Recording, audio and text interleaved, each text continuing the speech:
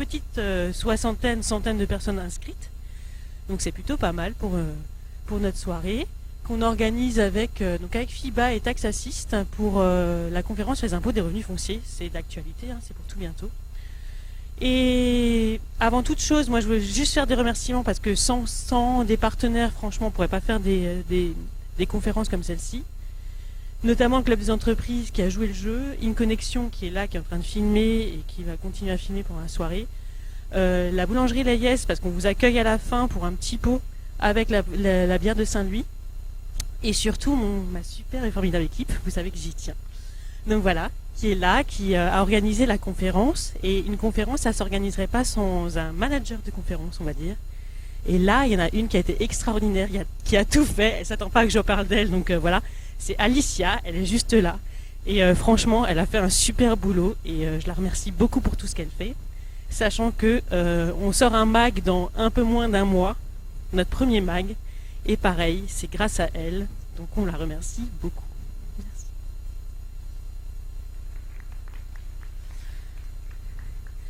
Donc je vais passer la parole à Laure Yetzer, que la plupart d'entre vous connaissent, une de mes collaboratrices. Et puis si jamais vous avez des questions pendant la conférence, je vous demanderai juste d'attendre à chaque fin de chapitre. En fait, on vous dira s'il y a des questions ou pas. Et à ce moment-là, on vous passera le micro pour que vous puissiez poser la question.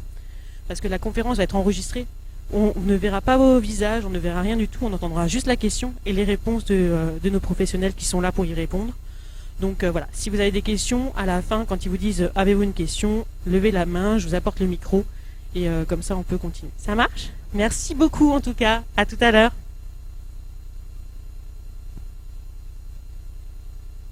Donc, bonjour à tous. Donc, pour ceux qui ne me connaissent pas, donc, je suis Laure Yetzer. Je suis actuellement responsable commerciale de la CAGIM, Sogedim, depuis presque 10 ans maintenant.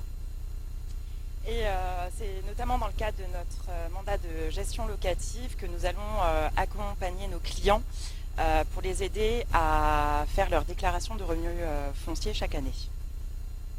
Donc ce soir, grâce à la participation de Lucille et Tigrane, que je remercie vivement d'avoir répondu présent, nous allons, je l'espère, vous aider à mieux comprendre comment déclarer vos revenus fonciers, que vous ayez une location vide ou une location meublée, et ainsi pouvoir optimiser votre investissement immobilier. Voilà, donc je vais leur laisser la parole et je vous souhaite à tous une agréable soirée.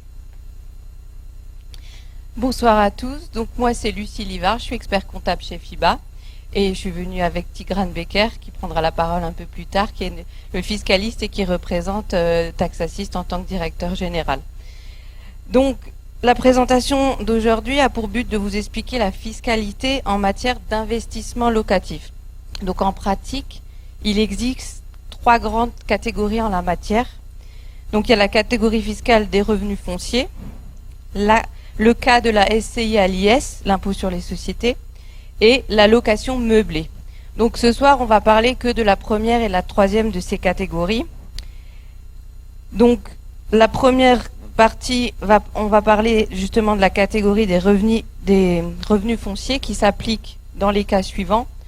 Il faut qu'on soit en location nue et on peut être soit en détention propre, donc d'être propriétaire en direct, ou via une SCI qui est elle-même soumise à l'impôt sur les revenus. Donc c'est Monsieur Becker et Madame Yetzer qui vont parler de cette partie. Et pour ma part, je vous parlerai plutôt de la location meublée en fin de présentation, avec la fiscalité correspondante. Donc voilà, donc je donne la parole pour la première. Alors d'abord le sommaire, j'avance juste. Donc au niveau du sommaire, donc on commence, on a dit, par la déclaration des revenus fonciers. On va parler toujours dans cette catégorie des travaux déductibles, la gestion des déficits fonciers aussi, il y a des choses à dire sur le sujet. Et on termine donc, comme je l'ai dit, avec la location meublée non professionnelle, ce qu'on appelle aussi le LMNP. Voilà.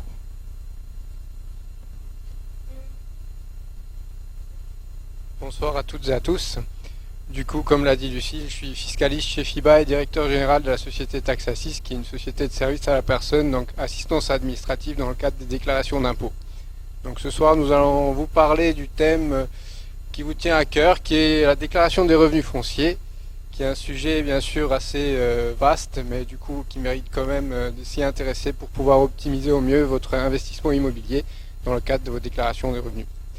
Donc je vais vous faire passer quelques slides avec quelques captures d'écran de la déclaration 2044 que vous connaissez, je pense, qui est assez familier pour tout le monde.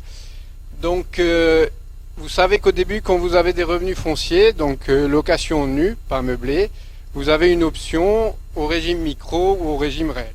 Le régime micro s'applique jusqu'à un certain seuil, donc jusqu'à 15 000 € de loyer hors charge. Si vous avez plus de 15 000 € de loyer, vous êtes d'office au régime réel. Mais par contre, si vous avez moins de 15 000 € de loyer, vous pouvez quand même opter pour le régime réel si vous pensez que vos charges sont supérieures à l'abattement de 30% que vous avez dans le cadre du régime micro. Donc ici, bon, vous voyez un peu, c'est une petite capture d'écran de ce qui se passe sur le site Impôts.gouv, qui a ouvert d'ailleurs aujourd'hui pour information pour ceux qui ne le savent pas. Mais malheureusement, premier jour, premier bug. Ici, donc, ça c'est la première page de la déclaration 2044 qui concerne la déclaration des revenus fonciers détenus à travers une SCI à l'impôt sur le revenu. En général, vous faites une déclaration 2072 pour avoir le résultat de la SCI. Et ensuite, quand vous avez le résultat, vous le répartissez à proportion de la quote-part de chaque associé dans sa déclaration des revenus. Si vous êtes un couple à 50-50, ben vous déclarez la totalité de vos revenus sur votre déclaration d'impôt sur le revenu. La page 2 donc, de la déclaration 2044, vous savez qu'il y a une déclaration 2044 spéciale également, mais celle-ci elle s'applique uniquement si vous avez des investissements immobiliers dans des secteurs spécifiques, tels que Robien, Besson, Cos, etc. Donc ici, nous avons mis une petite capture écran globale de tout ce qu'il y a à déclarer. Comme vous voyez au début, vous avez les recettes avec les loyers. Après, en deuxième étape, vous avez bien sûr certaines charges qu'on va détailler un peu plus tard. Et les intérêts d'emprunt qui sont un peu traités à part, je vais vous mentionner plus tard pourquoi. Avant de pouvoir vous parler de tout ça, comme vous êtes tous normalement membres de la CAGIM, en tout cas vous avez des décomptes de la CAGIM, je vais laisser Laure vous présenter l'aide à la déclaration qui vous envoie chaque année avant vos déclarations des revenus fonciers.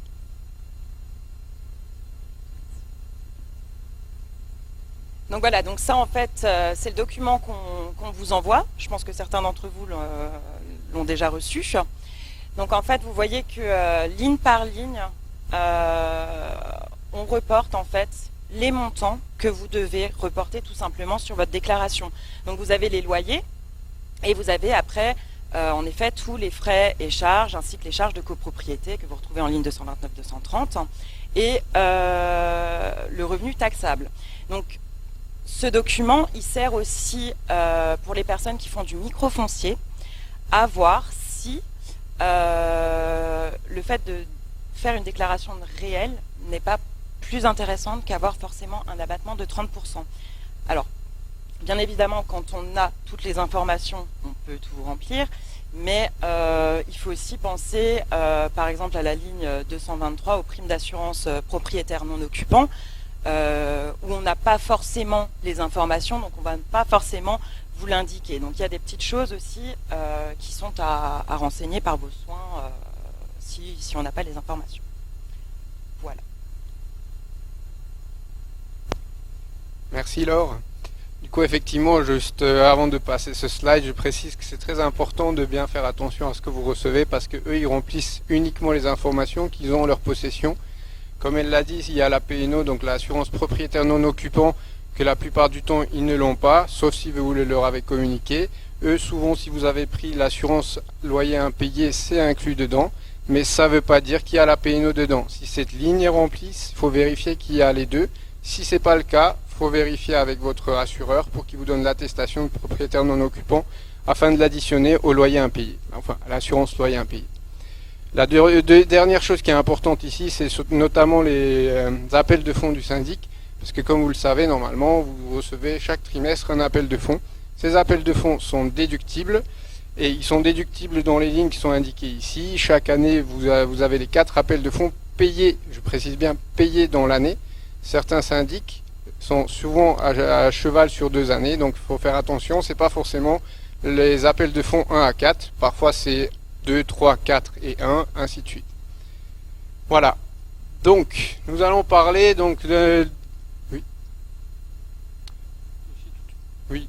Pas faux. Est-ce qu'il y a déjà à ce stade quelques questions par rapport peut-être à l'aide à la déclaration que la CAGIM vous fait? Oui, madame. On va vous donner le micro.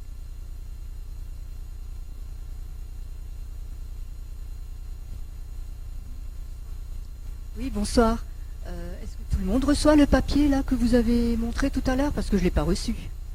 Alors, à partir du moment où vous avez un mandat de gestion chez nous, où on gère votre bien en location. Ah d'accord, donc oui. il faut que ce soit vous qui gérez les biens. Tout à fait. Donc, ça, c'est dans le cadre du mandat de gestion locative. Oui. Par contre, quand vous êtes copropriétaire, toutes les informations que vous devez reporter, en fait, notamment au niveau des charges, vous pouvez le retrouver sur votre espace extranet de la copropriété. Donc sur votre espace copropriétaire, et vous pouvez y accéder via le site CAGIM. Oui.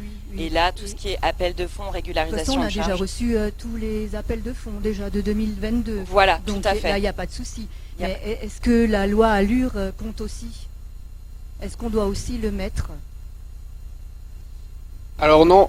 Travaux Pourquoi loi Allure, justement la loi Allure non, puisque c'est pas une réelle dépense, c'est juste un appel de fonds provision pour des futurs Ça va, travaux qui pour des travaux. potentiellement vont intervenir dans le futur. Oui. C'est uniquement plus tard, si des travaux ont été votés par l'Assemblée générale, à ce moment-là, il y a un appel de travaux, de fonds de travaux spéciaux. À ce moment-là, on va puiser la totalité ou une partie dans le fonds Allure et une partie, on va vous faire un appel directement aux copropriétaires pour payer. Donc la loi Allure, c'est uniquement une provision qui n'est pas déductible. Oui, donc c'est juste les appels de fonds qu'on reçoit tous les trimestres. Les appels de Donc fonds on- ordinaires et les Voilà. appels de fonds extraordinaires quand il y a des travaux qui ont été votés et réalisés. Les travaux aussi. Oui, bien sûr. Est-ce que les travaux de toiture Bien sûr, si comptent? vous les avez payés, et ça a été partagé à proportion de la quote-part de chaque copropriétaire, vous avez reçu un appel de fonds spéciaux.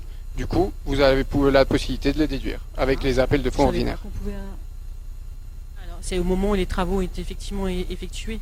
Donc pour le coup, vous l'avez dans votre répartition de charges. Alors ouais, c'est au moment où on les utilise. Donc c'est au moment où il y a effectivement la somme qui est inscrite. Donc vous l'avez dans votre répartition. C'est là où ça acte le montant total des travaux en fait. Avant, ce sont que des provisions. C'est comme le fonds Allure, comme ce sont que des provisions, vous ne le mettez pas. Mais par contre, quand vous passez à la base travaux, et donc ça devient des travaux, dans ce cas-là, effectivement, c'est déductible.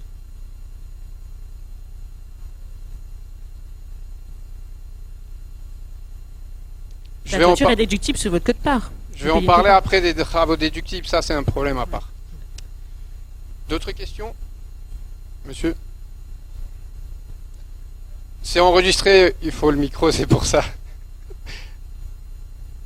Non, juste une petite question. Est-ce que la taxe foncière est déductible dans le choix quand on prend le micro? Non, parce que quand vous choisissez pour le micro c'est un abattement forfaitaire de 30% au titre des charges de manière globale. Si vous souhaitez déduire toutes les charges, dont la taxe foncière, il faut opter pour le régime réel. Donc c'est seulement les charges de copropriété qui sont déduites. En fait, si vous optez pour le régime micro, vous ne pouvez pas déduire des charges réelles que vous avez payées au cours de l'année. Non, juste les charges courantes. Là. Si vous non, rien du tout. Au micro, rien. C'est un abattement forfaitaire de 30%. C'est uniquement si vous optez pour le régime réel que vous avez la possibilité de déduire tous les frais que vous avez payés au cours de l'année, dont les appels de fonds, la taxe foncière, l'assurance, etc. D'accord. Donc c'est quand même le net, par exemple, les charges que paye mon locataire, ça, c'est pas imposé puisque c'est lui qui les Non, effectivement, comme je l'ai dit au début, les loyers bruts hors charge. hors charge. Voilà, c'est Si ça. vous avez 800 € et 50 € de charges que vous payez le locataire, c'est les 800 € que vous prenez et pas les 850. Mais les charges que je paye moi, la petite partie, ça je. Vous déduisez pas, c'est ce que je vous dis. Voilà, Non, ouais. C'était bien clair. C'est ça. Merci.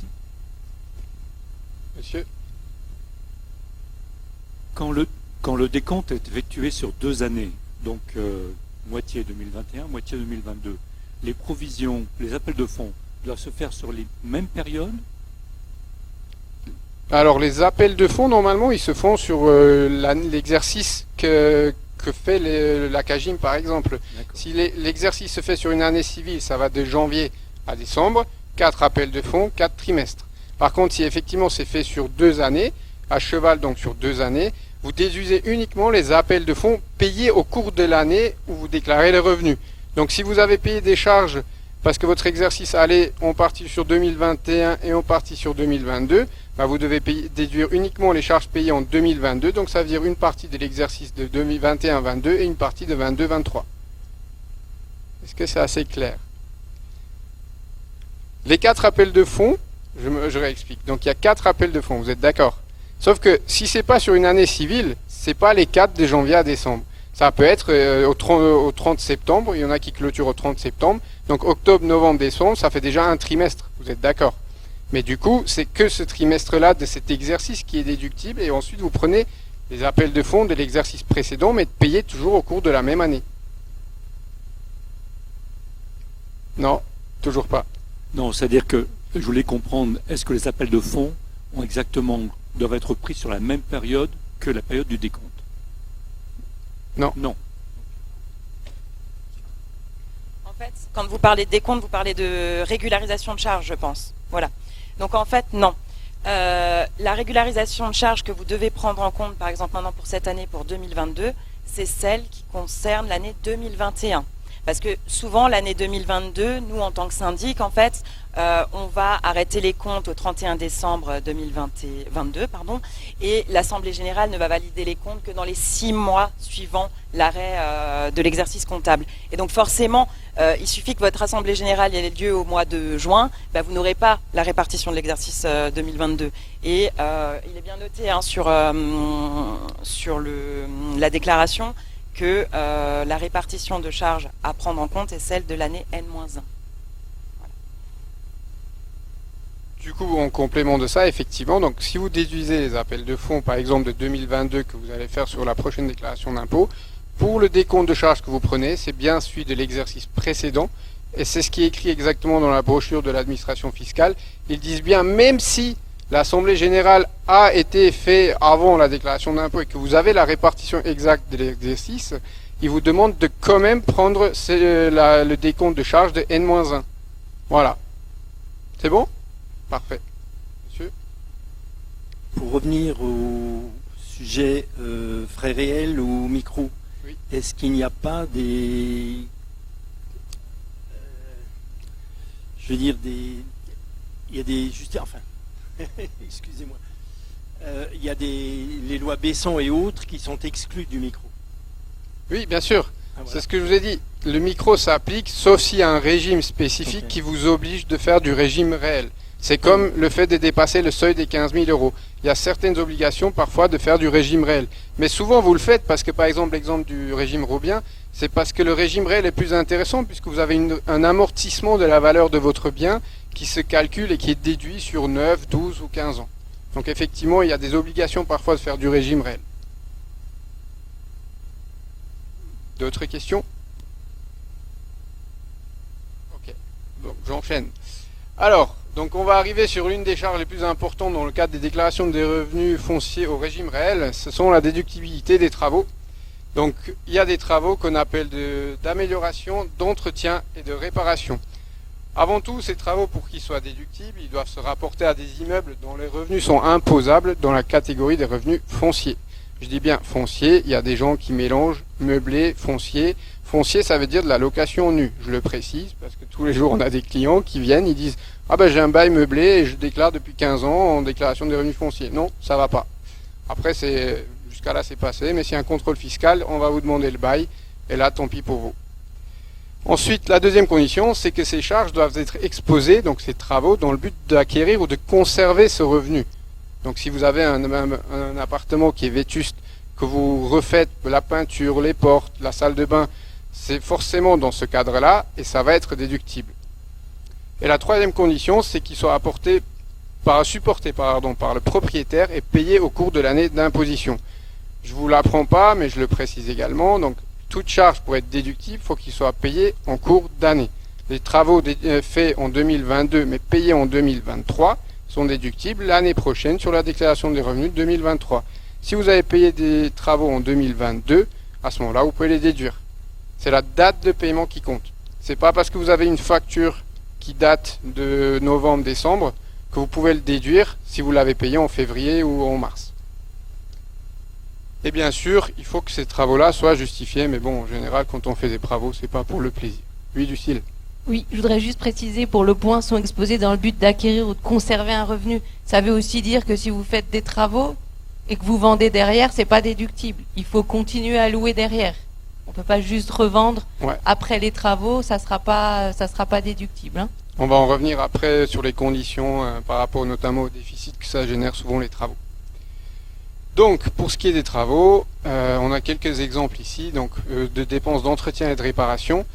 On distingue bien les deux parce que les dépenses d'entretien et de réparation sont déductibles que vous louez des locaux à usage d'habitation ou un local commercial nu.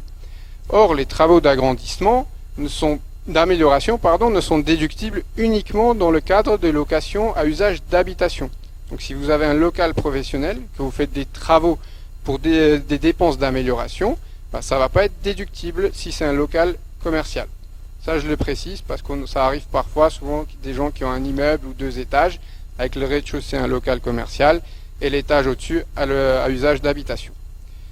Donc, ici, des exemples classiques, chauffage, électricité, ascenseur, salle d'eau, toiture également, puisque si le toit est vétuste, que ce soit en copropriété ou une maison individuelle que vous louez à quelqu'un, c'est déductible. Si vous avez supporté, l'ensemble des copropriétaires ont voté en assemblée générale, il y a eu des appels de fonds qui ont été réalisés et vous avez donc payé ces appels de fonds, c'est déductible. Donc, ce qui est important quand vous faites des travaux, il faut toujours indiquer les entrepreneurs, donc les noms, les adresses, les montants et les dates de paiement. Donc l'administration fiscale va vérifier. Ce n'est pas bloquant, c'est-à-dire si vous ne le mettez pas, si vous ne mettez pas la date exacte ou pas l'adresse complète de l'entrepreneur, c'est pas bloquant pour valider votre déclaration d'impôt. Par contre, je vous garantis pas que cela ne risque pas d'induire un contrôle fiscal, surtout si vous avez des travaux qui sont assez conséquents. J'ai des personnes qui font des travaux de 10, 15 000 euros, c'est déjà pas mal. Par contre, quelqu'un qui a 50 000 euros, il met juste entrepreneur, point. Même pas la date de paiement, je peux vous garantir que si ce n'est pas dans l'année, c'est au début de l'année d'après que vous aurez un contrôle fiscal. En tout cas, une demande de renseignement. Donc, vous avez une partie, donc c'est numéroté à chaque fois dans la déclaration, c'est la partie 400, il faut mettre le détail des entrepreneurs avec leur adresse, la date de paiement et le montant payé. Donc, on en a déjà parlé avant, donc c'est les provisions pour charges également qui sont assez importants. Ces provisions-là, donc, comme le fait la CAGIM, pour ceux qui ont le mandat de gestion, effectivement, ils vous remplissent dans l'aide à la déclaration. Par contre, si vous n'avez pas le mandat, il faut prendre vos appels de fonds classiques et régulariser les appels de fonds de N-1, comme on parlait avec monsieur. Donc, déduire les 4 appels de fonds payés en 2022 et régulariser le décompte de charges, donc les charges qui ont été récupérées chez le locataire, vous devez le réintégrer dans la déclaration des revenus de 2022. Donc, avant de commencer le déficit, est-ce qu'il y a des questions à ce sujet-là? Il y en a pas mal. On va commencer. On a le temps. Merci. Est-ce qu'on peut déduire les travaux qu'on fait nous-mêmes?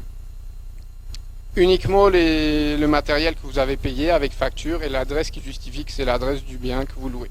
D'accord. Dans ce cas-là, il faut qu'on demande une facture Exactement. Au magasin où on a acheté nos Tout à fait. Ikea, n'importe, Brico Dépôt, où vous allez, il faut toujours demander une adresse parce que les facturettes sont rejetées systématiquement en cas de contrôle fiscal. Ok, voilà. Merci. Je vous en prie.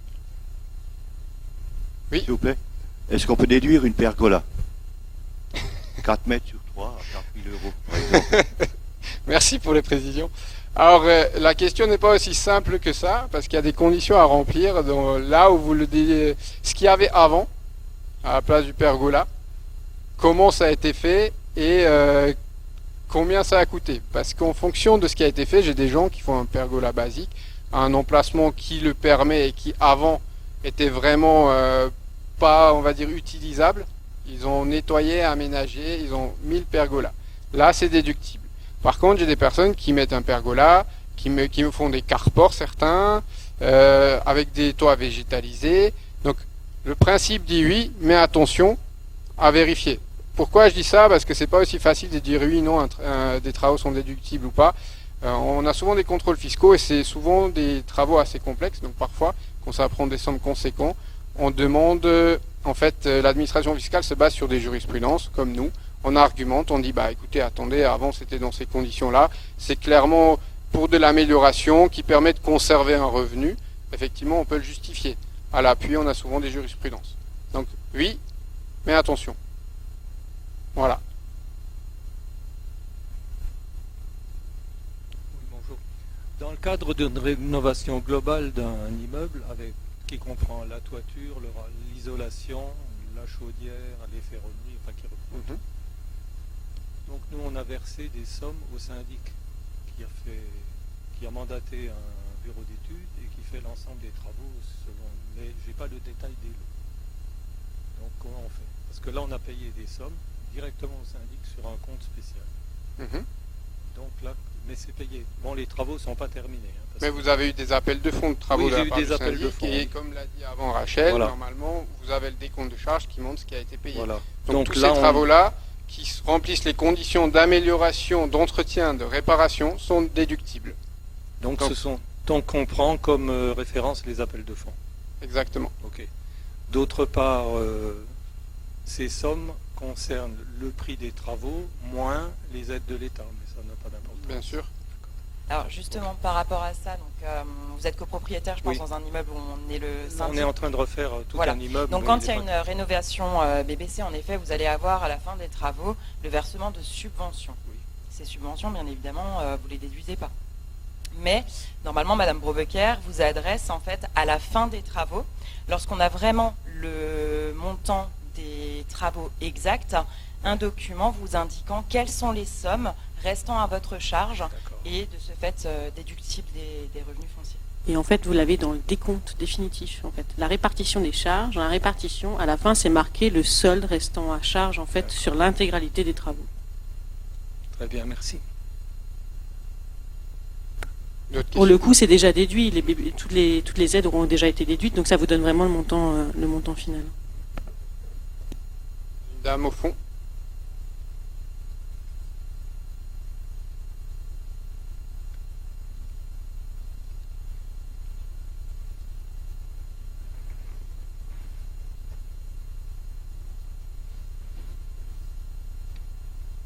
Oui, moi j'étais pas là en fait au départ, donc je sais pas si vous en avez parlé ou pas. Moi je loue, mais je déclare en tant que microfoncier parce qu'en fait j'ai juste un petit appartement qui me.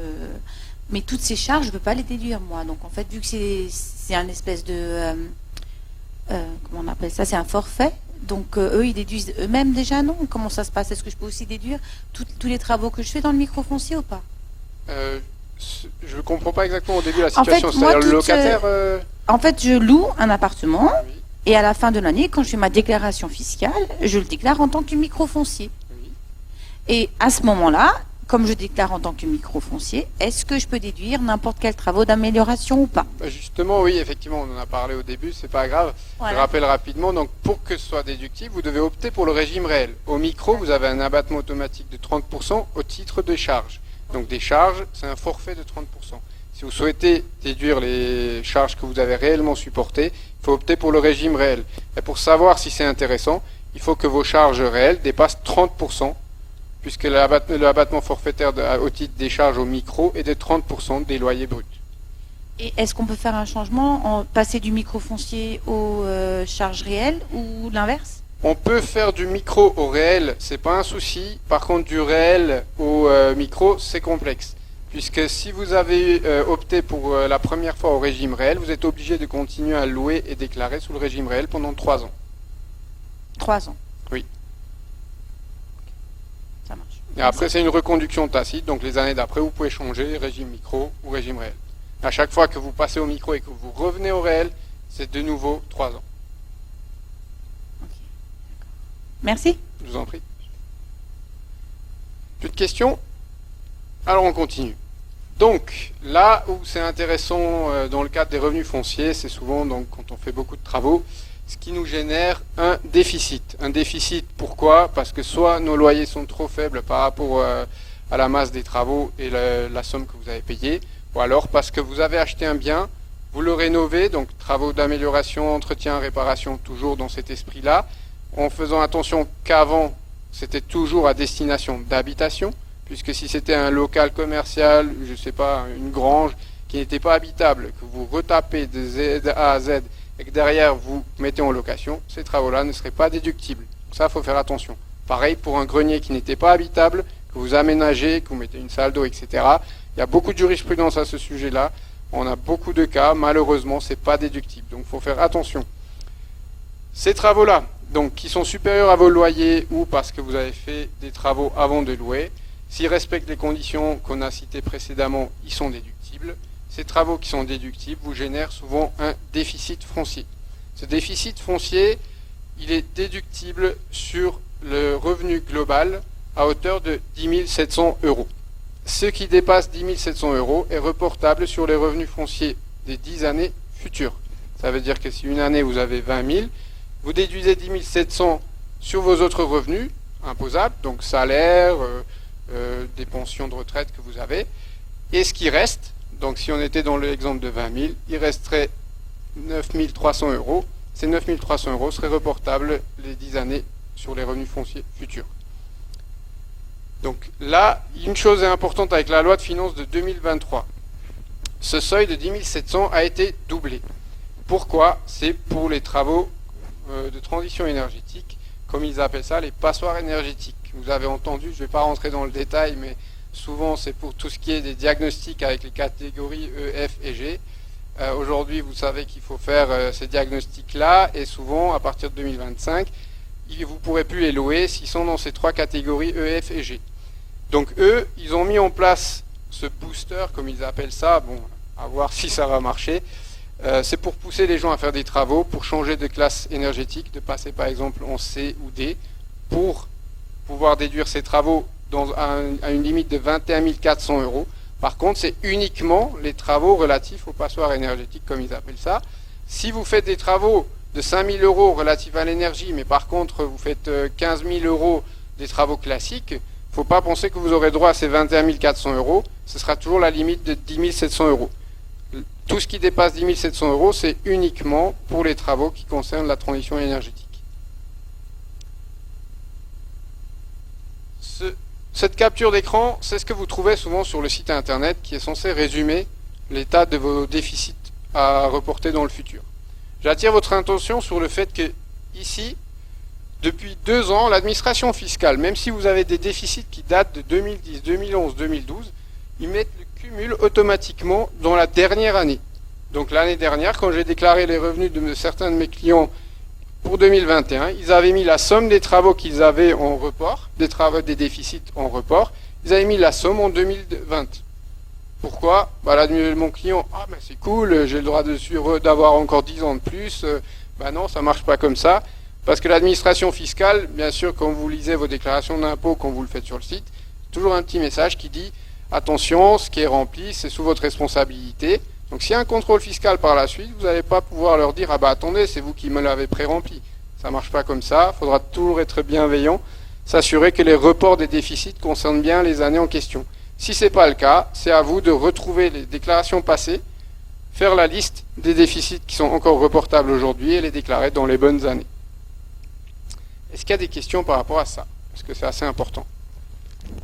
Oui, monsieur, le micro arrive.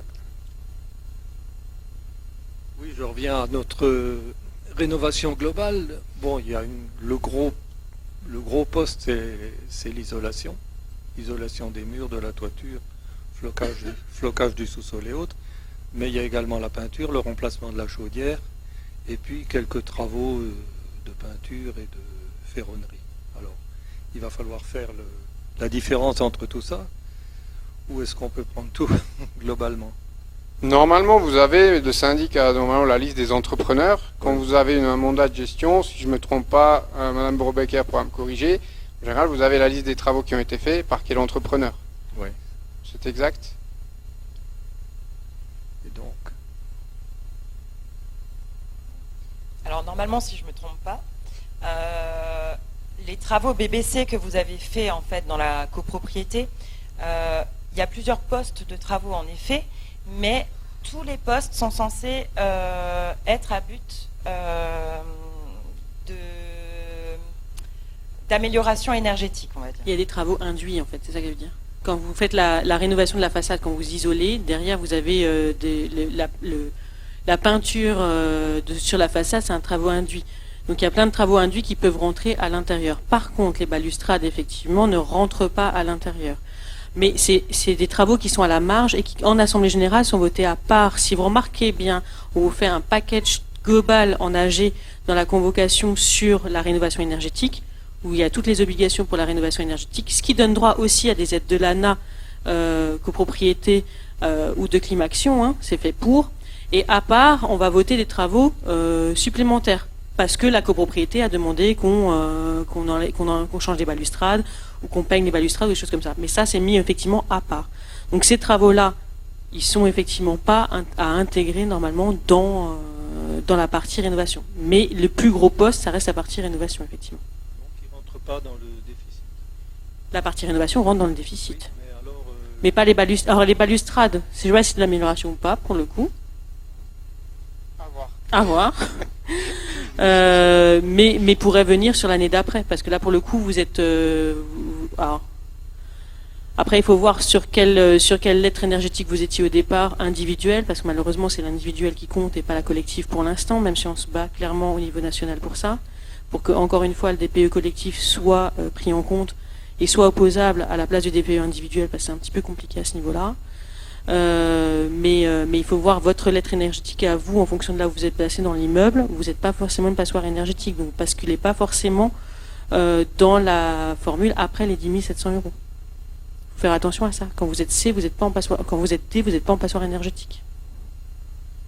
Donc vous êtes resté à 10 700 €. Donc après, il faudra voir si les travaux déductibles peuvent être faits ou reportés sur les exercices après. Et on s'attend bien sûr à ce que l'administration fiscale apporte des explications exactes, parce que ça, c'est juste la loi de finances qui sort des textes comme ça, mais en général, on attend toujours des décrets d'application qui nous précisent les modalités d'application des règles votées et adoptées en loi de finances. Après, ils ont tendance à être de plus en plus souples, entre guillemets, sur ces questions-là, parce qu'ils poussent à la rénovation énergétique globale des bâtiments d'une façon générale. Ça, c'est ce qu'on me dit en haut lieu. Ils acceptent les fenêtres, mais pas la main-d'œuvre. Ils vont pinailler sur la main-d'œuvre. Je sais de quoi je parle. Donc après, s'ils commencent à pinailler pour savoir si la peinture d'une balustrade ça rentre ou pas, on n'en finira jamais. Donc en fait, il faut se limiter aux 10 700.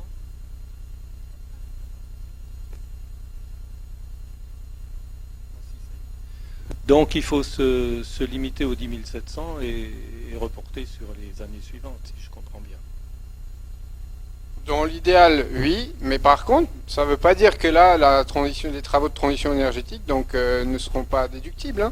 Il faut juste qu'on soit assez organisé dans les différents travaux que vous avez payés pour pouvoir distinguer ce qui est clairement de la transition énergétique, de l'amélioration, parce que vous changez de catégorie E, F et G, et les autres travaux. Parce qu'effectivement, si vous faites la façade, mais c'est pas du tout pour la transition énergétique, c'est juste parce que la peinture était pas bonne. De toute façon, comme ils ont isolé toute la façade, il faut obligatoirement la repeindre. C'est comme l'a dit Madame Brobecker, c'est des travaux induits. Il faut changer également l'emplacement de certaines parties des ferronneries. Ça fait partie du...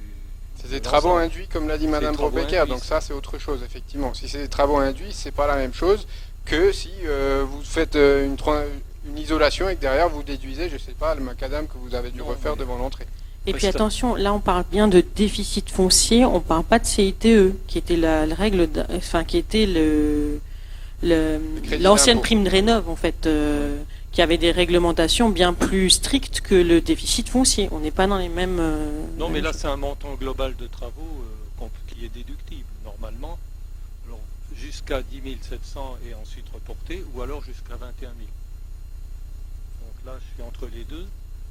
Donc, c'est juste pour savoir si je peux tout déduire cette année. Il faut attendre les explications. Malheureusement, c'est-à-dire que la loi de finances qui est sortie là, fin de cette année, normalement, début de cette année, pardon. Du coup, on attend quand même des explications parce que l'administration fiscale apporte toujours dans la base officielle des finances publiques des commentaires. Et ces commentaires-là nous permettent de savoir ce qui est faisable ou pas. Parce qu'une ligne inscrite comme ça, effectivement, ne va pas nous permettre de dire passoire énergétique. Ce que c'est, à part dire E, F et G, ça suffit pas. Et attention, il faudra bien prendre en compte la bonne classe énergétique. Et je vous rappelle qu'il fallait refaire le DPE l'année dernière, ou il y a 2 ans. Le DPE qui date d'il y a 5 ans n'est plus valable. Vous ne pouvez plus vous en prévaloir. Donc attention, dans le doute, restez à 10 700 € et reportez-les sur les exercices d'après. Après, encore une fois, ça dépend de l'optimisation fiscale que vous avez à faire. Mais avant d'aller jusqu'au 21 000, soyez bien sûr que vous rentrez bien dans la bonne classe énergétique. Les passoires thermiques, c'est passoires thermiques, c'est pas juste faire des travaux de rénovation énergétique. Ok, d'accord.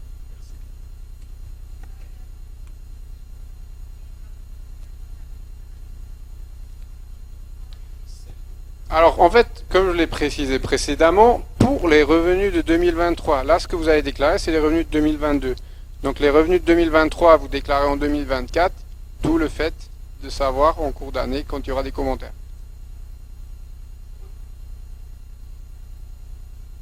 C'est les travaux payés en 2023, et c'est les travaux de passoire énergétique qu'on parle. Le seuil de 10 700 restera toujours, hein. C'est juste le seuil de 21 400 qu'on parlait là. Les travaux payés en 2023 pourront être déductibles à hauteur de 21 400 € en 2024. D'autres questions? Oui, devant. Je vois pas bien quelle est la différence entre 10 700 amortis peut-être sur 3-4 ans et puis le double amorti sur la moitié du temps. Quelle est la différence? Je comprends pas bien. En fait, non. C'est qu'aujourd'hui, vous avez le droit de déduire, si vous faites des travaux qui génèrent un déficit foncier, vous avez le droit de déduire 10 700 € sur vos autres revenus imposables, donc vos salaires. Là, avec des travaux qui concernent les passoires énergétiques, cette limite de 10 700, elle passe à 21 400. C'est-à-dire que vous pouvez imputer 21 400 € sur vos autres revenus imposables. Et si vous faites 30 000 €, tout ce qui dépasse 21 400 sera bien sûr reportable sur les 10 années futures, dans les revenus fonciers. Est-ce que c'est plus clair? En fait, ça dépend de vos revenus et de la façon dont vous les gérez sur le temps, en fait. Mais ça, c'est individuel à chacun. C'est pour ça qu'avoir un fiscaliste qui vous aide au quotidien, c'est pas mal. On est d'accord. Oui, j'avais juste encore aussi une question un peu différente. Je voudrais savoir s'il est obligatoire d'imputer ces 10 000 à ces revenus ou si c'est possible de tout reporter au foncier pour les années suivantes. Alors en fait, sur le site des impôts, si vous faites la déclaration, le logiciel va automatiquement vous calculer le déficit. Vous ne pouvez pas mettre 0. Malheureusement, c'est compliqué. Après, vous pouvez toujours faire par voie de réclamation si vous le souhaitez. Vous pouvez toujours le réécrire, dire écoutez, je ne souhaite pas déduire mes 10 700 €. Vous paierez donc de l'impôt supplémentaire sur vos autres revenus, bien sûr. Par contre, vous pouvez imputer sur les revenus fonciers futurs. C'est faisable, mais par voie de réclamation. Voilà, une lettre en fait. Ouais, c'est ça. Malheureusement, le site est fait de telle sorte que si vous mettez les travaux, que ça vous génère un déficit, il va automatiquement vous mettre dans une ligne spéciale. Normalement, ici, là-haut, là, si vous voyez, il y a écrit imputable à hauteur de 10 000. Bon, on le voit pas trop, pardon. Mais normalement, c'est écrit le déficit reporté déduit sur les revenus, sur les autres revenus imposables. Donc c'est automatique sur le site. Merci. Mais c'est faisable par réclamation. Je pense que c'est pour des calculs de tranches. Hein. C'est ça les questions peut-être pour.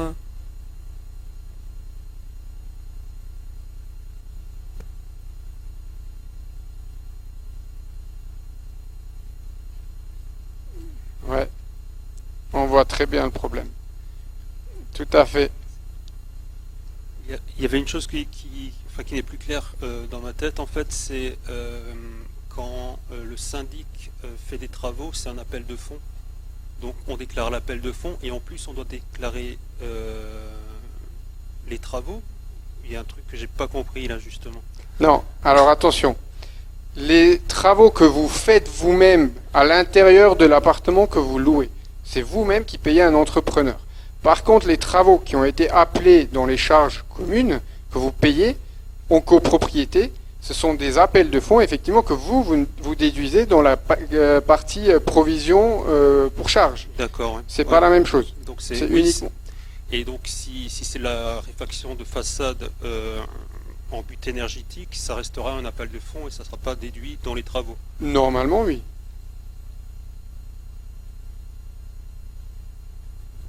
Quand ils sont réalisés, vous pouvez éventuellement les passer en travaux énergétiques, ouais. Après, il faut le justifier. En fait, le problème, c'est toujours la justification. Donc là, quand il y a des choses spécifiques comme ça, il faudrait nous demander de vous envoyer l'intégralité des factures, etc. Comme on faisait à l'époque finalement pour autre chose, qui est le CITE, le crédit d'impôt à la transition énergétique. Là, il faudrait nous demander effectivement le détail pour être sûr d'être bien carré.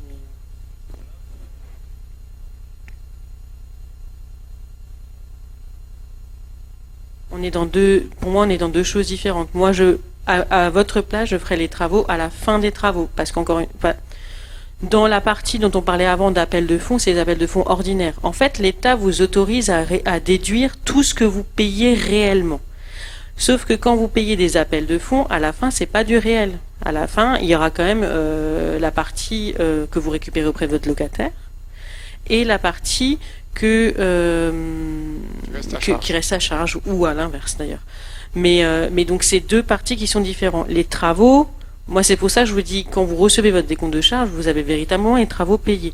Si vous voulez les mettre dans la partie appel de fonds, c'est possible, mais dans ce cas-là, il faudra bien penser l'année où il y a les remboursements qui sont faits, etc., à le réintégrer. Parce que souvent on va voter 10 000 euros de travaux, il va peut-être y avoir 8 000. Et vous avez déclaré 10 000, donc vous ne trompez pas à la fin à bien retirer les 2 000, parce que pour le coup, l'État, les impôts vont tomber dessus. Donc faites très attention à la déclaration. J'avais un ami des impôts qui disait que c'était possible les deux. Il faut juste que ce soit logique et que que vous n'ayez pas cherché à contourner la loi, quoi. Si maintenant toujours vous faites de la même façon et que ça paraît logique par rapport au texte de la loi, dans ce cas-là, ça peut passer. Mais attention, il faut jamais que vous déduisiez plus que ce que vous avez payé réellement. Ça paraît logique, quoi. Sinon là, ça tombe. En fait, le plus simple, quand vous faites votre déclaration, vous avez en ligne 224, si vous voulez, les travaux que vous allez faire dans votre partie privative, que vous avez fait pour votre appartement, et dans la ligne 229, c'est là où vous allez avoir, en fait, voilà, les provisions pour charges payées en 2022. Là, vous allez indiquer justement les travaux, les appels de fonds de travaux que vous avez payés sur l'année et les appels de fonds charges. Donc après, sur l'année suivante, en effet, si par exemple vous avez eu une différence au niveau des travaux payés, nous on va vous envoyer une régularisation de charges avec le montant aussi de la régularisation des travaux que vous pourrez inclure en fait en ligne 230. Et juste pour nos copropriétaires, parce que vous n'êtes pas tous forcément copropriétaires chez nous, je vous rappelle juste que le projet de répartition, vous n'avez pas cette partie qui dit qu'est-ce qui est régularisé. C'est au moment du décompte qui vous est envoyé après l'approbation des comptes en Assemblée Générale où vous avez cette ligne qui apparaît, en plus ou en moins. Puisque je vous rappelle que ce qui est définitif, c'est uniquement ce qui a été voté en Assemblée Générale.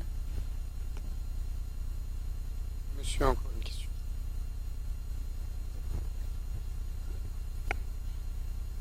L'abattement limité à 10 700 €, est-ce que c'est par appartement ou c'est pour l'ensemble des revenus fonciers? C'est l'ensemble du déficit foncier, donc l'ensemble de vos biens que vous louez qui génère un déficit. Parfois, vous pouvez avoir un bien que vous avez des travaux qui vous génèrent un déficit, un autre appartement en face qui génère un bénéfice, ça impute entre eux. D'autres questions? Du coup, avant de passer la main à Lucille, sur la location meublée, je voulais juste attirer votre attention sur un élément important. Vous avez tous dû recevoir des mails de l'administration fiscale. Quand vous voyez là, ici à la fin, quand vous arrêtez de louer ou quand vous cédez un bien, je vous conseille vivement de le mentionner avec la date de l'événement, date de cession ou date de fin de location. Pourquoi? Vous avez reçu un mail avec l'administration fiscale pour les nouvelles obligations pour les propriétaires aujourd'hui. Jusqu'au 30 juin, vous avez une obligation de déclaration de vos biens immobiliers. Que vous soyez pour votre résidence principale, que ce soit pour vos résidences secondaires, ou les autres biens que vous avez en location ou en logement vacant. Tout ça, c'est obligatoire et vous devez le faire aujourd'hui. C'est assez simple, il faut quand même se connecter sur le site, suivre les étapes dans la rubrique biens immobiliers. Je vous conseille de le faire parce que c'est déjà renseigné sur le site. Ils savent les biens que vous avez et je vous conseille vivement d'aller et renseigner la location, la vacance, la résidence principale, la résidence secondaire.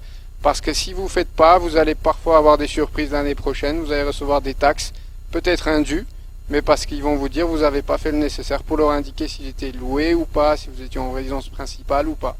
Donc je vous conseille vivement de le faire. Et souvent quand vous vendez, n'oubliez pas de l'indiquer sur votre déclaration d'impôt.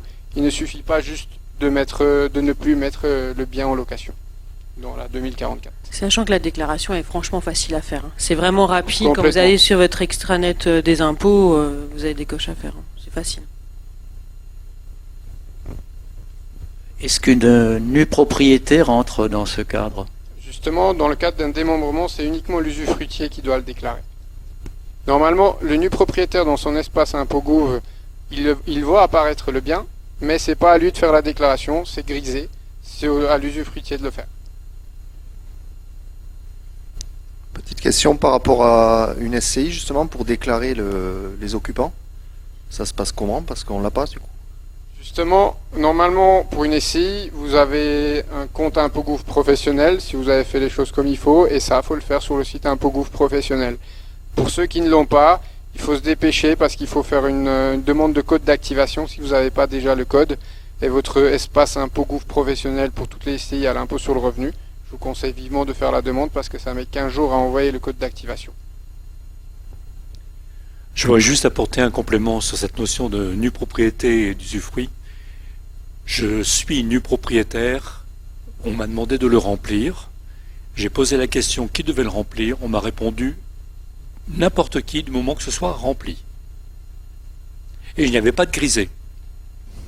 Écoutez, ça me surprend parce que moi j'ai eu l'inverse, c'était grisé, avec mes collaboratrices on a vu récemment. C'est possible, peut-être parce que chez moi l'usufruitier avait déjà rempli, le nu propriétaire ne pouvait plus.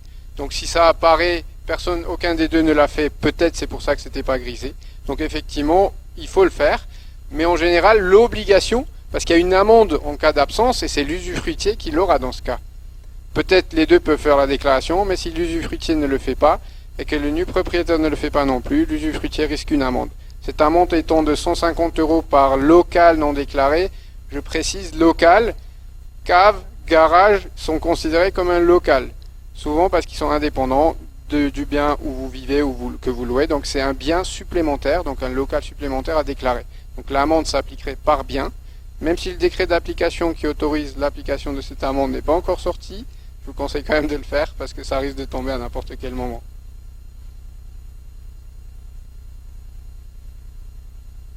J'ai à nouveau une question en fait concernant la SCI. C'est uniquement valable pour les SCI qui sont déclarés aux impôts sur les sociétés? Impôt sur le revenu. Impôt sur les revenus normaux, quoi. Pour les autres, ceux qui sont en fait sur les impôts sur les sociétés, c'est pas valable. Ok, merci.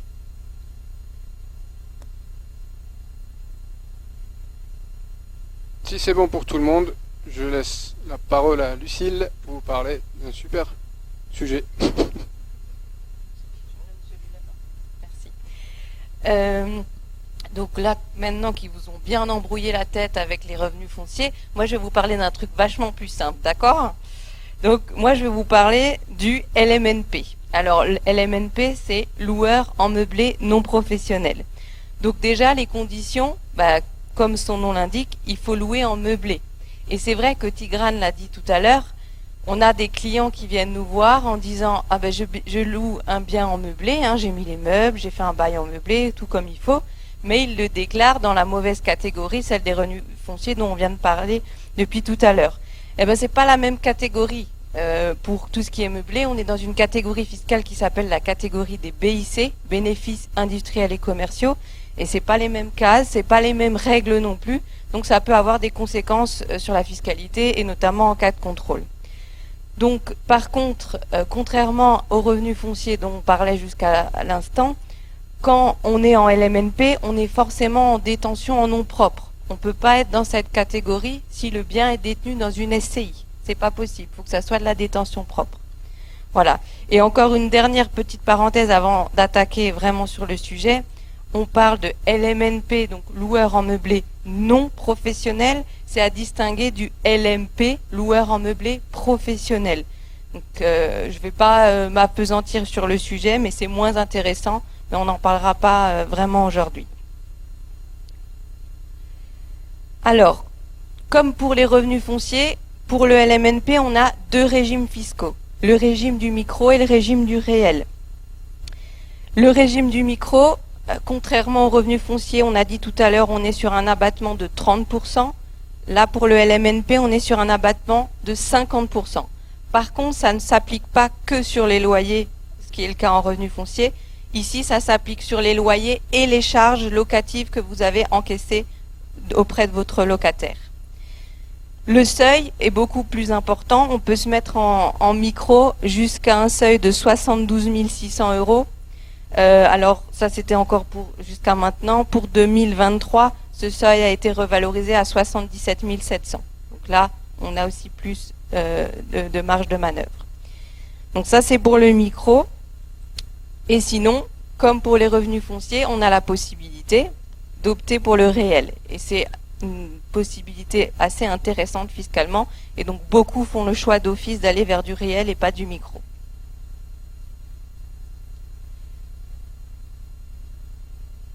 Alors, les avantages justement de choisir le réel pour votre location meublée. Tout d'abord, contrairement aux revenus fonciers, on va pouvoir déduire un amortissement. C'est quoi l'amortissement? L'amortissement, en fait, c'est une quote-part de la valeur d'acquisition du bien. Donc, on prend un bien et on va étaler, si vous voulez, sa valeur sur un certain nombre d'années, et ça va nous donner chaque année un montant assez important à déduire des loyers, des revenus, et ce qui va nettement faire baisser le résultat. Et en général, pendant une dizaine d'années, ça dépend toujours des chiffres bien sûr, mais pendant une dizaine d'années, on arrive à rester en négatif et à pas payer d'impôts. Donc ça, c'est déjà un premier avantage, et en fait, on va gommer l'impôt grâce à cet amortissement. L'autre avantage, c'est que quand on adhère à un centre de gestion, on peut avoir également une réduction d'impôt pour frais de comptabilité. Donc l'inconvénient majeur du LMNP au réel, c'est qu'il faut faire une comptabilité. En revenus fonciers dont on parlait jusqu'à maintenant, ils vous ont montré les cases, c'est vous le faites vous-même, vous remplissez vos cases directement sur votre déclaration d'impôt. Le LMNP, lui, nécessite de faire une comptabilité, donc de prendre un comptable, et ça génère des frais. Et donc ça, c'est l'inconvénient, mais il est contrebalancé justement par une réduction d'impôt qui peut monter jusqu'à 915 € et qui fait qu'au final, les frais comptables vont être très limités. Alors, en plus de cet avantage en tant qu'adhérent au centre des gestions, il y avait un avantage, mais qui s'arrête avec 2022, qui n'existe plus pour 2023, c'était une dispense de majoration. Bon, ça, c'était assez rare, c'était pour les LMNP qui sortaient un résultat bénéficiaire. S'ils n'étaient pas adhérents au centre de gestion, ils avaient leur bénéfice qui était majoré, et donc l'impôt calculé de façon plus élevée. Ça disparaît parce que le principe de la majoration disparaît au niveau de l'administration. Ils l'ont tout simplement supprimé. Voilà, mais c'était pas en LMNP, c'était pas forcément quelque chose qu'on avait souvent, parce que comme je vous l'ai dit à l'instant, on est en déficit, on est en négatif, donc zéro de résultat, et on paye pas d'impôt. Donc la majoration, ça nous dérangeait pas vraiment. Ensuite, un autre avantage, c'est que au niveau de la déduction des charges, des travaux et ces choses-là, en LMNP, tout est déductible. Il n'y a pas de restriction. Tigrane tout à l'heure disait, voilà, attention, on parlait d'une pergola, l'amélioration. Il faut faire attention, tout n'est pas toujours déductible. En LMNP, moi, je suis pas chiante, on prend tout. Donc, ça, c'est aussi un avantage à noter. Alors après, on retrouve la règle des déficits. Si on fait du déficit, il va par contre pas là être imposable sur vos autres revenus. Donc la stratégie du LMNP, ça va jamais être d'économiser de l'impôt. Les déficits, ils sont reportés sur 10 ans. Comme c'est le cas en revenus fonciers aussi, on est sur 10 ans. Voilà. Et par contre, voilà, on a tous ces avantages-là, avec l'amortissement et le fait de ne pas payer d'impôt. Et ce qui est important de noter, c'est qu'à la sortie, donc le jour où on va revendre, on va rester dans le même régime que les biens qu'on avait déclarés en revenus fonciers et qu'on louait nus. C'est le même régime, c'est-à-dire le régime des plus-values des particuliers, qui le jour où vous allez vendre chez le notaire, vous allez avoir une plus-value qui va se calculer entre le prix de vente et le prix d'achat, et qui va bénéficier d'un abattement pour durée de détention. Donc plus longtemps on aura gardé le bien, moins on va payer d'impôt sur la plus-value, avec un abattement total et donc une absence d'imposition sur la plus-value au bout de 30 ans. Et ça, c'est un avantage non négligeable que si on opte encore pour d'autres régimes dont on ne parle pas aujourd'hui, qu'on va perdre, alors que là, on le garde tout en ayant ces avantages de l'amortissement.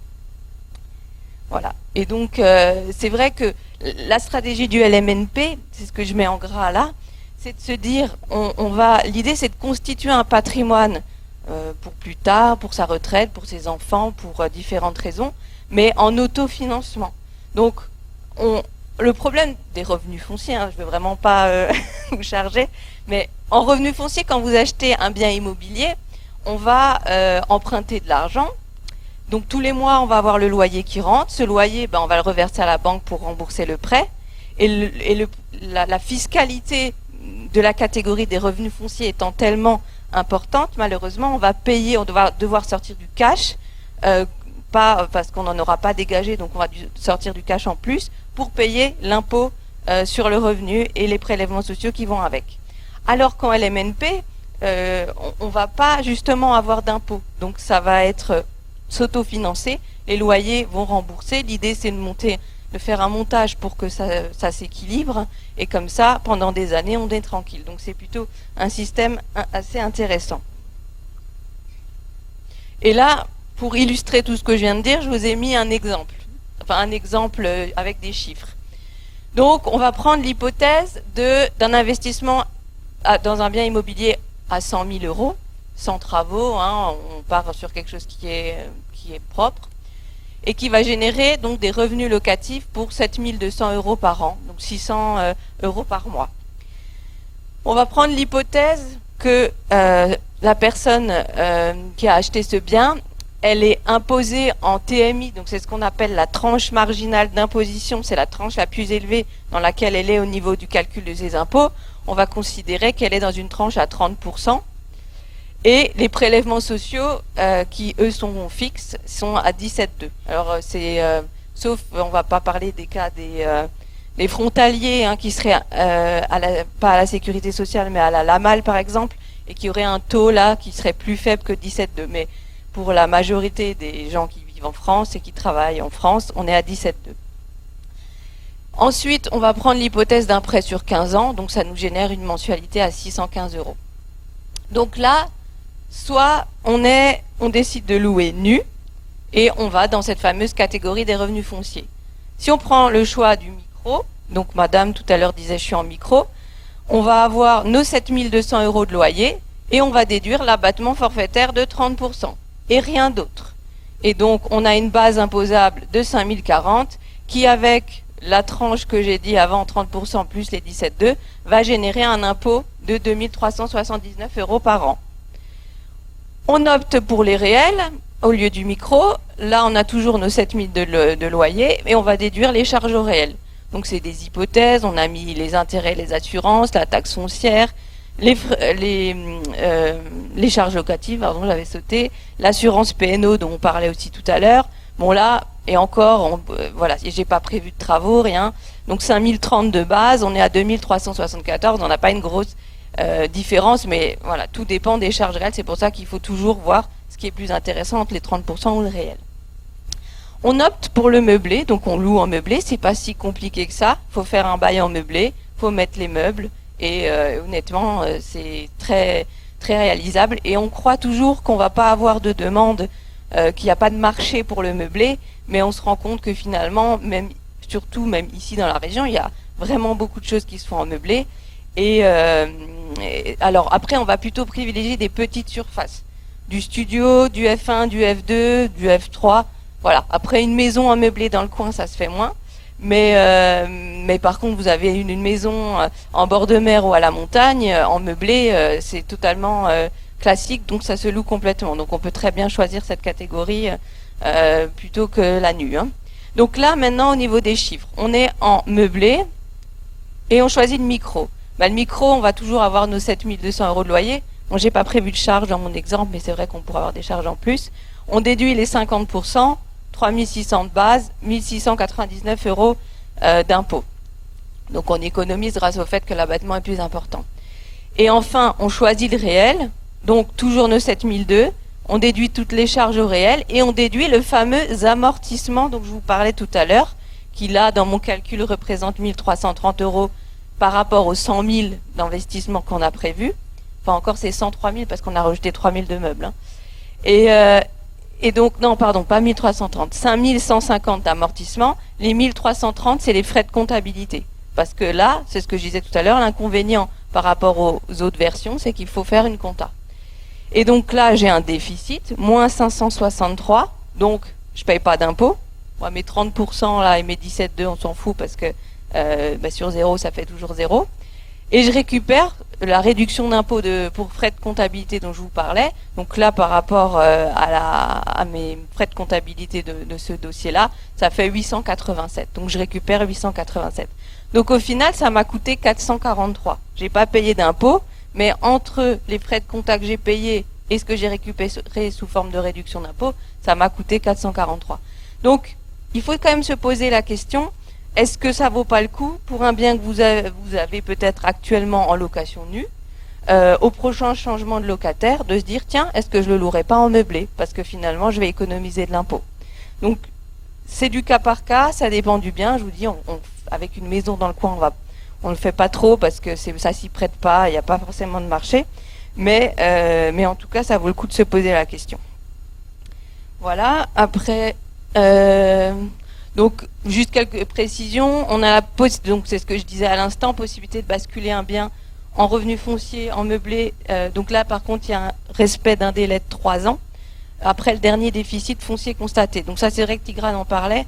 Quand on fait du déficit foncier, donc en revenu foncier, on change pas de catégorie, ou on va pas le vendre d'ailleurs non plus, tant qu'on est dans les 3 ans après l'apparition du déficit foncier. Parce que sinon, on se fait rattraper par le fisc par rapport justement à ce déficit.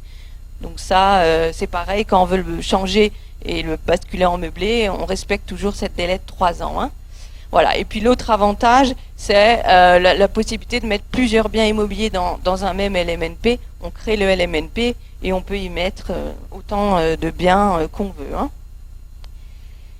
Et pour terminer, alors j'ai quand même fait un tout petit focus sur la partie LMP vs LMNP. Donc je vous disais, loueur en meublé professionnel, ce qui présente des inconvénients. Donc là, on est obligé de s'inscrire au RCS, donc c'est moins intéressant. On bascule quand en LMP, c'est quand on dépasse 23 000 de loyer et qu'en plus, en fait, si vous voulez, les loyers tirés des revenus des revenus de location meublée dépassent les autres revenus du foyer. Donc les autres revenus du foyer, ça va être les salaires, les retraites, les choses comme ça. Donc il faut que ça devienne prédominant dans les revenus. Et ensuite, ce qui va changer, alors c'est l'imputation des déficits, là c'est un peu différent, mais ce qui est beaucoup moins intéressant en fait en LMP, c'est surtout le régime de sortie. Tout à l'heure je vous disais, en LMNP on reste sur le régime classique de régime des plus-values des particuliers avec abattement pour durée de détention. Là en LMP on perd ce système et on se fait beaucoup plus taxer en fait le jour où on va vendre. Donc c'est pour ça qu'on évite en fait vraiment, de toute manière on devient professionnel, donc c'est en général choisi et voulu. Je veux dire, quand on fait du locatif comme la plupart d'entre vous font, c'est vraiment à côté, accessoire, et donc on reste sur du non professionnel. Donc voilà, je vous ai vendu du rêve, je suis sûre. En tout cas, moins compliqué que les revenus fonciers. Et voilà, donc on en a terminé. Est-ce qu'il y a des questions sur cette dernière partie qui concerne les locations meublées?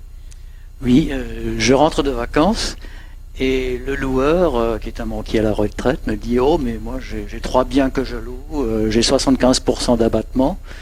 Il suffit que j'ai un classement touristique et que je coche la bonne case dans la déclaration d'impôt. » C'est quoi ça? Alors ça, c'est encore quand on est en meublé de tourisme et qu'on n'opte pas pour le réel, mais qu'on opte pour le micro, on n'a pas un abattement de 50%, on a un abattement plus important. Alors, je ne sais plus si c'est 75, 71, voilà, il me semblait que c'était pas là. Donc c'est 71%, mais c'est parce qu'on est classé en meublé de tourisme et c'est le choix du meublé, mais au micro. D'accord? Mais ça reste moins intéressant parce que même à 71%, vous continuez à payer un impôt, alors qu'avec le réel, normalement, on le gomme. Mais c'est mieux que la version de base, on va dire. Merci. Dans votre exemple, si on fait le bilan total, on arrive à peu près au même, puisque je paye 1300 de frais de comptabilité, donc je ne paye pas en impôt, je le paye en bilan complet. Non, justement, parce que moi je l'ai gommé. En fait, les 443, c'est ça. C'est les 1330 de frais de comptabilité. Que j'ai déjà payé. J'ai payé le comptable. Que je paye, voilà. Ouais. Je paye 1330. On va dire que ces 1330, ça remplace mon impôt. Ouais. Et on récupère 887 de réduction d'impôt, donc d'impôt. Donc finalement, on paye 443 de frais comptables. Et pas d'impôt. On ne paye pas, en fait, d'impôt. Donc c'est vraiment ce que ça va vous coûter, c'est ça. D'accord, d'accord, ok. Là, je paye des impôts. Là, je paye de la compta, 443. Okay. D'accord. J'ai une autre question en même temps. Oui. Quand on est en LNMP, pardon, on est obligé de s'inscrire à l'URSSAF et... Non, c'est quand... Alors ça, c'est ce que je disais. L'URSSAF, en fait, si vous voulez, ça va avec l'immatriculation RCS, c'est quand on est LMP. Quand on est LMNP, on ne paye pas de cotisation sociale. On est aussi toujours dans... la règle des prélèvements sociaux. Mais comme on est 0 x 17,2, ça fait toujours 0. Voilà, il n'y a rien de plus à payer au niveau social. Ok. Donc il n'y a pas besoin de faire une déclaration de demande de numéro de SIRET. Alors si, ça n'a rien à voir avec l'URSSAF. Le SIRET, c'est le numéro d'immatriculation. Si vous voulez, le LMNP, c'est comme une mini-entreprise individuelle. Donc elle aura bien un numéro de SIRET, mais ça ne joue pas du tout sur l'URSSAF ou sur les cotisations sociales. Et peu importe si on est en touriste ou pas, en meublé touriste. Le meublé, ça peut être un locataire à l'année en baillant meublé, ça peut être du Airbnb. Moi, j'ai des clients, même à Saint-Louis d'ailleurs, ça marche bien apparemment, qui font du Airbnb. Ça peut être du meublé de tourisme aussi. Ça peut être j'ai aussi des clients en résidence senior et pas, ce genre de choses, ou résidence étudiante. Par exemple, voilà, ça se fait aussi. D'accord. Et là, on ne peut pas se tromper dans les chiffres, vu qu'on est obligé de prendre un comptable qui va nous... Et le comptable, il a une responsabilité, donc il fait forcément juste. Donc là, on n'a pas besoin de se soucier de tous ces chiffres et de tout... Voilà, c'est ça. Il faut juste garder les papiers et vous donner tout au comptable, il se débrouille. D'accord, très bien, merci. Je vous en prie. J'attire juste l'attention sur... Ouais, je vous passe tout de suite, monsieur Mac. J'attire juste l'attention qu'en copropriété, les Airbnb ne sont pas autorisés partout. Et que ça est en train de se... C'est vrai. Alors, ça n'enlève pas... Attention, ça n'enlève pas la location meublée. On fait aussi, nous, notre location meublée en gérance. Peut-être que Laurent en parlera après. Mais c'est pas la même chose. On parle de location meublée... C'est un système de... Là, on parle d'un système de fiscalité. Donc, il ne faut pas confondre Airbnb et location meublée non professionnelle. Airbnb, c'est de la location saisonnière. Donc, c'est la location saisonnière qui, en effet, est réglementée de plus en plus dans certaines communes. Donc vous allez à Strasbourg, Clément, c'est super réglementé, il faut regarder la copropriété, la ville a fixé des règles, on ne peut pas faire ce qu'on veut, il faut d'abord se renseigner avant d'acheter par exemple. Par contre, c'est vrai que dans le secteur, même Saint-Louis, pour l'instant on n'est pas trop embêté, mais c'est des choses qui pourraient venir pour de la location saisonnière, donc de courte durée. Alors que bon, clairement, c'est vrai que la majorité des gens qui se lancent dans les LMNP, ils ont des locataires à l'année parce qu'ils n'ont pas envie de s'embêter forcément avec du Airbnb ou des locations de courte durée, quoi. Donc là, par contre, ça pose pas de problème. La location meublée, bon, faut quand même regarder toujours les règlements de copropriété parce qu'il peut y avoir des règles, mais normalement, à l'année, il y a rarement des restrictions. Avant de passer la parole à M. Maquel, juste Laure, pour définir la différence entre au niveau des baux, parce que pour le coup, les baux sont différents. Oui, donc en effet, quand vous avez un bail en location nue, vous allez avoir des contrats de location qui durent 3 ans. Donc il y a des spécificités, notamment au niveau du préavis du locataire, qui va être de 3 mois, alors que dans la location meublée, vous allez avoir des baux d'1 an et des préavis d'1 mois. La location meublée, vous allez avoir aussi beaucoup plus de turnover que sur un logement nu. Mais c'est vrai que, comme l'a dit Lucille, si vous voulez faire de la location meublée, je vous conseillerais en effet de privilégier des petites surfaces du studio, du F2, parce que c'est vrai que sur la région, c'est enfin surtout sur le secteur de Saint-Louis-Huningue, c'est des types de locations qui sont quand même assez recherchés. Après, il faut savoir aussi que dans le cas où vous souhaitez reprendre votre logement ou le vendre, un bail de location meublée va être moins contraignant, on va dire, à résilier qu'un bail de location nue, parce qu'un bail de location nue, vous allez devoir attendre l'échéance triennale du bail, vous allez devoir envoyer un préavis de 6 mois avant cette échéance au locataire pour pouvoir récupérer le bien, alors que dans une location meublée, vous devez attendre la fin de l'année de location en respectant un préavis de 3 mois. Donc pour des personnes qui souhaitent revendre par la suite, c'est vrai que la location meublée peut avoir aussi un intérêt à ce niveau-là. Une petite différence au niveau du bail, on a une caution de 1 mois sur un bail nu et une caution de 2 mois sur un bail en meublé. Voilà. Exactement. C'est des petites... ça change pas le fond du sujet. Oui, il y avait d'autres questions? Oui, une petite question. Si on est propriétaire en location meublée, je veux dire, qu'il y a plus de crédit sur votre immeuble, est-ce qu'on peut profiter quand même de l'amortissement? Oui, tout à fait. L'amortissement n'a rien à voir avec le prêt. Okay. On va déduire d'un côté les intérêts et les assurances sur le prêt s'il y a un prêt. Si on n'a pas, il n'y en a pas. Mais l'amortissement est indépendant. Donc même si il est complètement remboursé, on va partir de 0 pour calculer un amortissement. D'accord. Juste une question par rapport au tableau, parce que vous aviez dit préalablement qu'en location meublée, on rajoutait les charges lors de la déclaration du loyer, donc là ça n'y figure pas. Mais là j'ai oublié d'en mettre quand je l'ai fait. J'ai été généreuse avec le locataire, je lui fais grâce des charges locatives.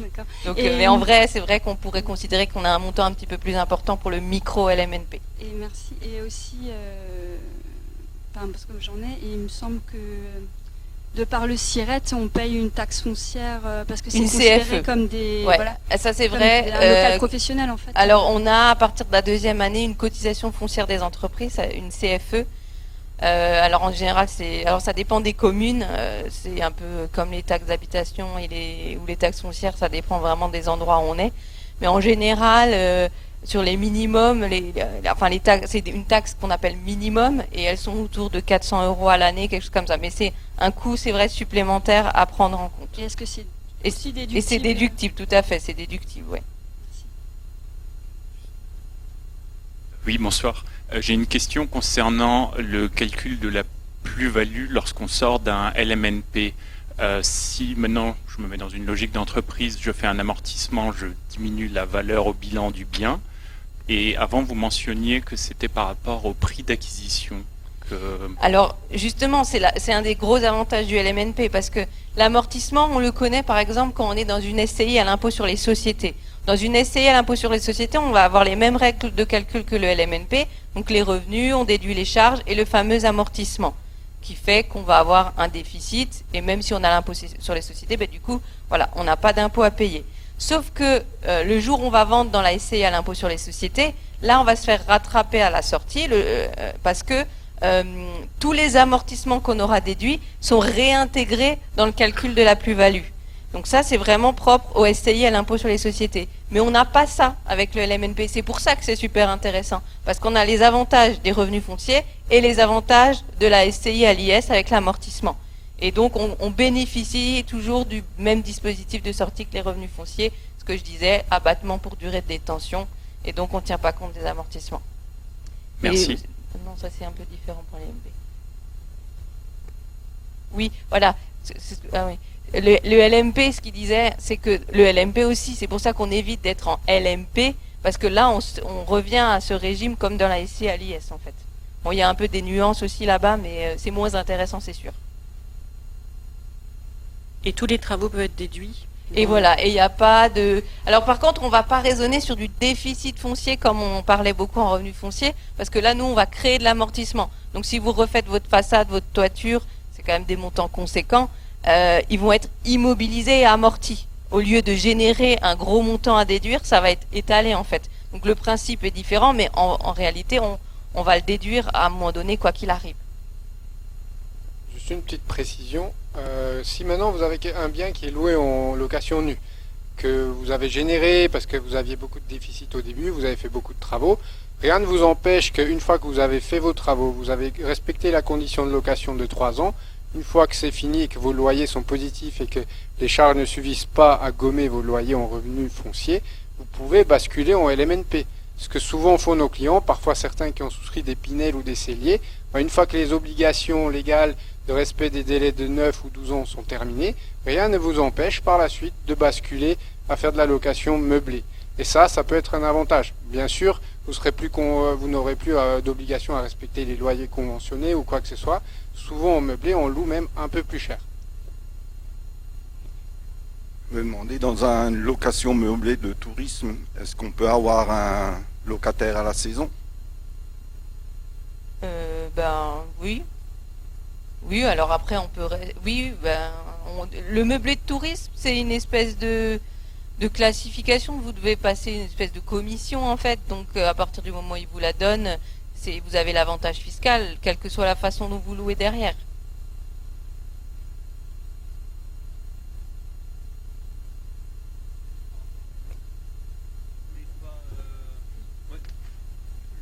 Le Pinel donc et les autres moyens de financement d'un bien ne peuvent pas être en meublé? Non.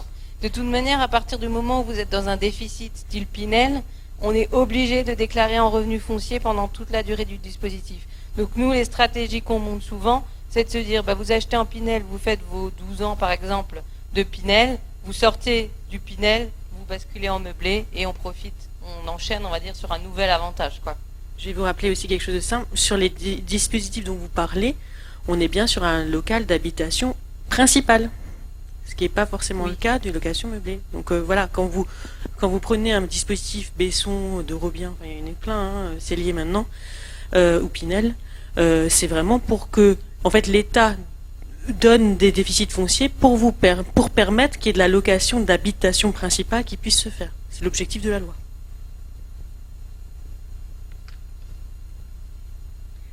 Il y a tellement d'infos. Est-ce que vous pourriez réexpliquer? Je n'ai pas compris comment je peux calculer la déduction de l'amortissement. D'où sort ce chiffre? Alors, vous l'avez expliqué tout à l'heure. Non, alors c'est compliqué et c'est le comptable qui va le faire. Parce que y a des règles fiscales. En fait, si vous voulez, mais là, j'ai pas détaillé, mais les 100 000 euros, en pratique, ils doivent être décomposés en plusieurs composants. On va parler du terrain, du gros œuvre, des agencements, etc., avec des pourcentages qui nous sont donnés à peu près par l'administration fiscale. Et chacun de ces composants a une durée. Et donc, c'est tout ça qui fait à la fin l'amortissement. Donc là, moi, j'ai calculé, en fait, par rapport à ces règles-là. Mais c'est vraiment du cas par cas. Et ça fait partie du boulot du comptable quand il va faire la comptabilité de calculer cet amortissement parce que c'est c'est quand même compliqué, quoi. Mais légalement parlant, c'est de manière obligatoire de passer par. Alors légalement, le recours à un expert comptable n'est pas obligatoire. On peut faire sa comptabilité soi-même. Ça c'est, il y a des entreprises qui ont des comptables en interne, ils ont le droit de le faire en interne, par exemple. Mais c'est vrai pour les particuliers. Mais après, il faut un logiciel agréé. Enfin voilà, c'est la complexité qui fait que les gens le font jamais tout seuls. Hein.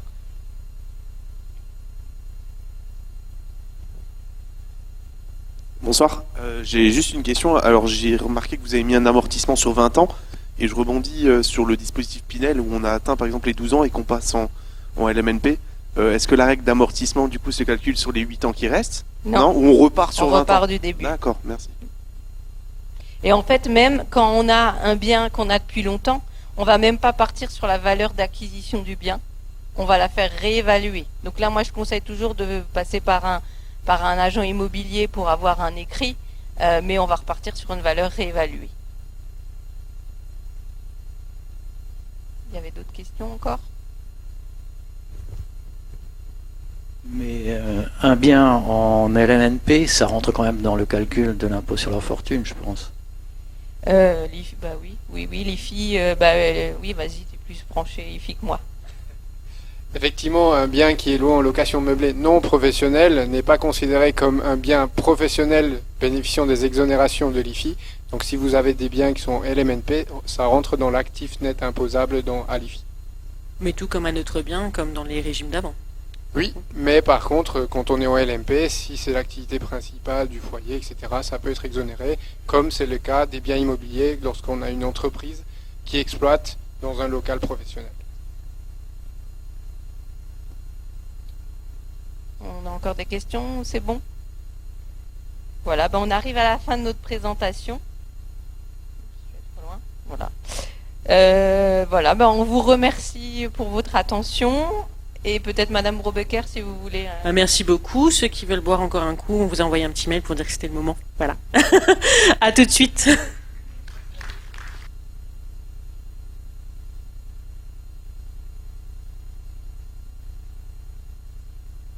Bien sûr, on va venir au petit pot, donc si vous avez encore des questions, on pourra y répondre.